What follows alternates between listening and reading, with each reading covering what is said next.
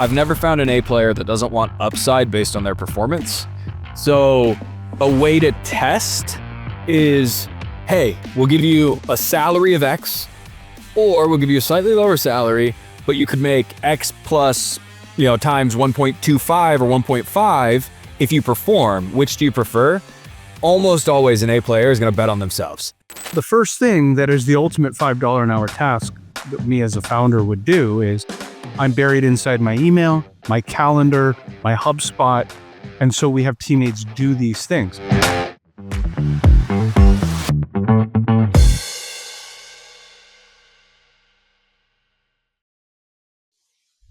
Welcome to Outsource to Profits. I have a fantastic guest. Parker, do you mind taking a moment, introduce who you are, what you do, and how you serve the world?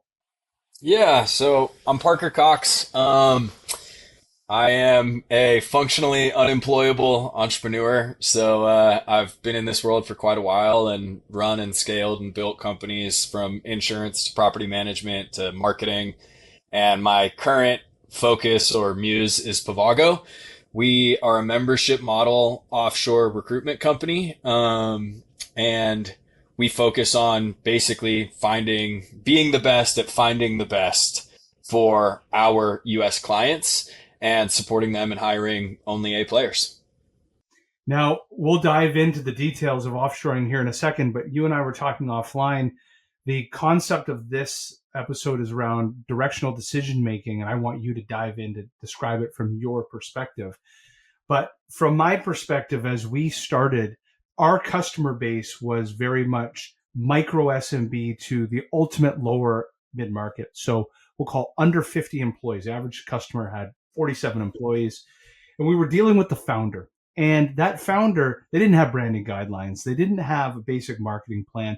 And we were building the lighthouse and the tugboat of their marketing almost from scratch. And so generalist marketers were all that they needed because they were going from 0 to 1. As we partnered with 2X and then became private equity backed, what happened is our customer base started to become private equity based businesses, more mature. And that required us to dramatically up level quickly. UX, UI designers, video editors with deep domain expertise, web developers with Webflow experience and so forth. And at first it caught us off guard. Now we're a team of 70, going to be 100 within a few months. And it is amazing the transformation that's had to happen both in our HR team, talent acquisition, in the way that we coach and manage and lead our teams in customer success and customer support. So this kind of leads to my first question. You and I talked about directional decision making and the evolution that you also went through. You also mentioned that at first you were hiring virtual assistants, and virtual assistants were task masters, experts of nothing, doing a lot of things. Why did you make that pivot? What did you see along that journey? Yeah, I'm going to start with probably, it's attributed to Abraham Lincoln, and lots of quotes on the internet are, but I think it's important to kind of help understand where we go with the directional decision. Abraham Lincoln has that quote, which if you gave me 12 hours to chop down a tree, I'd spend the first 9 sharpening my axe. And I think that that's something that business owners probably pay lip service to, but don't think deeply about. And the concept, I would say, is basically, how do you find rising tides? And what does that look like? And we've heard the sort of ideas like a race to the bottom versus an expanding market. And there's like these cliched sort of flippant remarks that we hear that actually carry a lot of weight. When you think about the concept of placing VAs, right? Like cheap global talent, which is really what the perception has been, for better or worse, right? It's the AT&T customer service of 1997. There is nobody out there who says that person is better than someone in Dayton, Ohio. They're just cheaper. That is a very effective way for a blue chip organization like AT&T to capture margin. It is a very, very bad way to build a business. And so for us, we went into this thinking we'll benefit from the arbitrage. Take the wide swath of small businesses And in fact, really almost any company, depending upon the industry, but like labor is always in the top three largest expense line items, usually the number one. So there's a lot of benefit to go to a small business owner and say, chop labor. Get the same or worse quality, who cares, but hire two people for the price of one or three people for the price of one. We realized after going that path that this is the example of a race to the bottom directional decision as opposed to a high abundance or expanding market directional decision. Because there's only so low. When people are optimizing for cheap, they get very, very poor signal on improving the quality of their business. So when you do not help them make their business better, you just make it more cost effective, and you time that out over 3, 5, 7 years, the business disappears. It doesn't expand. It doesn't hire more people. It doesn't need new smart people. Whereas instead, the inverse, which is where we have really found a lot of success, is A players. If we can help them find A players, forget the cost. The cost will be cheaper than the US, the same way Dayton, Ohio is cheaper than San Francisco. But A players, what do A players do? A players help companies grow. What do growing companies need? More A players. That's a directional decision that just creates expansion, creates further opportunity simply by its own existence. So I'll pause there. I can be long-winded, but hopefully that gives the background. So we found something very similar. And then if you were to get very tactile about it, the founders, the first natural place that they want offshore VAs to start is, if you've ever seen Dan Martell's triangle that basically is called the buyback principle of where to start along that journey, a replacement ladder, he calls it. The very first bottom of the rung is in and around administrative tasks. Then it goes to CX tasks, then marketing, then sales, then leadership. Well, the first thing that is the ultimate $5 an hour task that me as a founder would do is, I'm buried inside my email, my calendar, my HubSpot. And so we have teammates do these things. Well, that is true. Those are $5 an hour tasks. We underappreciated the sensitivity that founders had around managing my inbox. Miss a single email or misplace an email in the wrong folder. Absolute explosions. Whereas when you just start focusing on something else, such as value creation, for us, we focus on go-to-market, where it's marketing and sales support. Now, all of a sudden, you're actually creating lead flow while reducing cost of customer acquisition. So you're creating a business impact rather than buying back time. And then the second you miss a singular email, it's like the end of the world. Did you find something similar?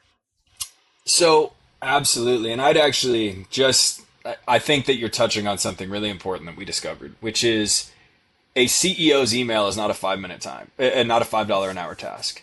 Yeah. It's kind of like the idea of saying driving a car is a $5 an hour task. And it's like, well, maybe if you're driving an Uber, but how does that compare to this chauffeur of the CEO driving a Bentley? Driving with children. Yeah. How does that compare to driving your children? How does that compare to an F1 driver? They're all driving a car, but that doesn't make them the same value task. And I think that's really important.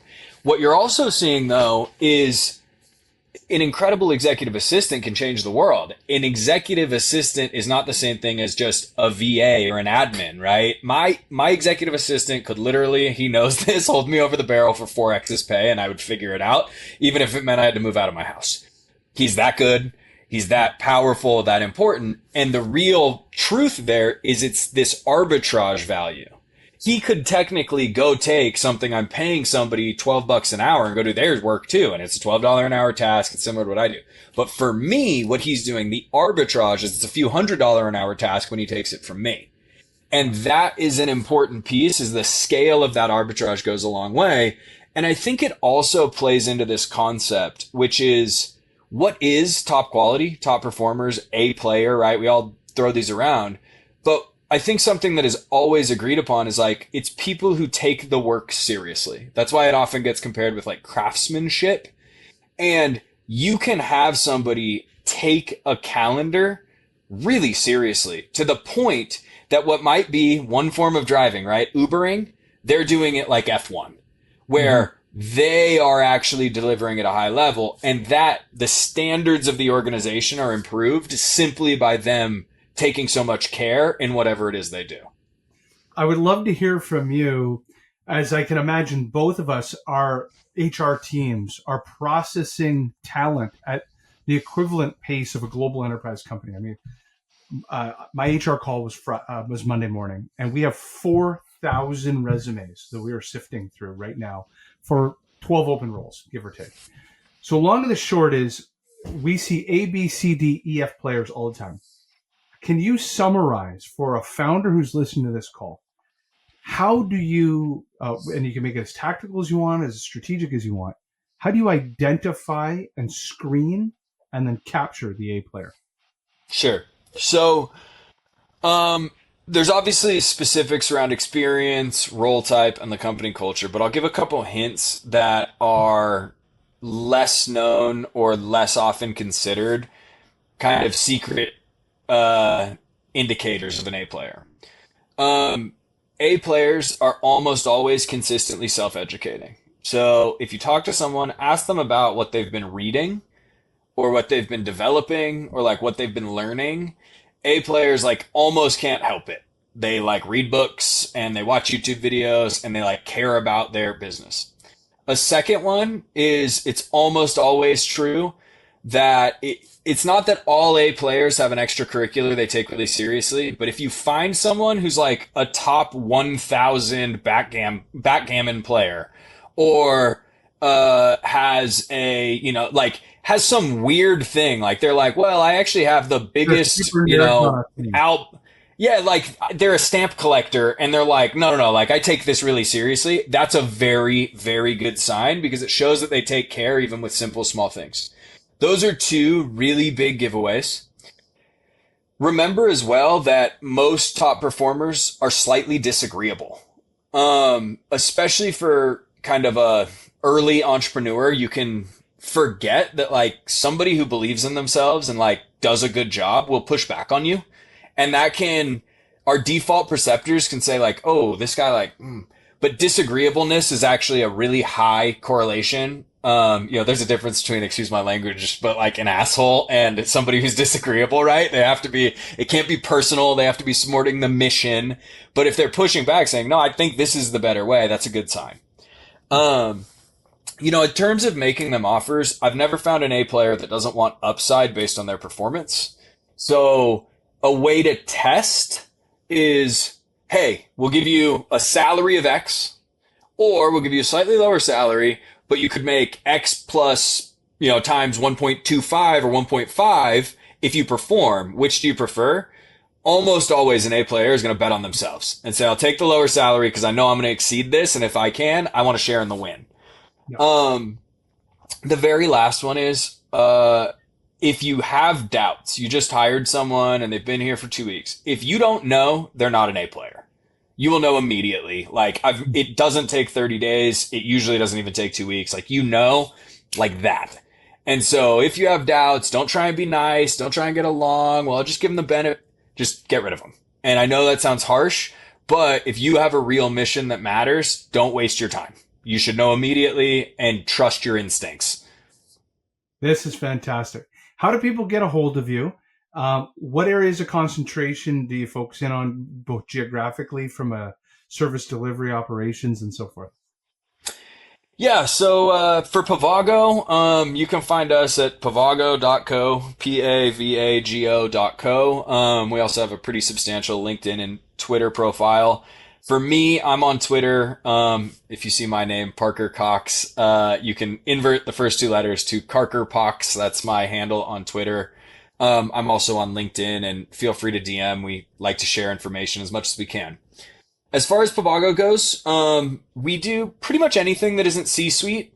Our real sweet spot is in accounting and ops roles, digital marketing, and all rungs of the sales, from SDR to BDR to account executive, with plenty of executive assistant, that sort of thing, in. For us, it's much more about, can we find a great person? And our model is meant to de-risk that. We source primarily from LATAM, Pakistan and Southeast Asia. So we do Africa as well and a little bit of Eastern Europe, but LATAM and Pakistan are deep pools in their own, and Africa's got plenty. So that's us. That's fantastic. Well, thank you so much for being on Outsource to Profits. All right. Thanks, Jamie. Appreciate it. Thank you.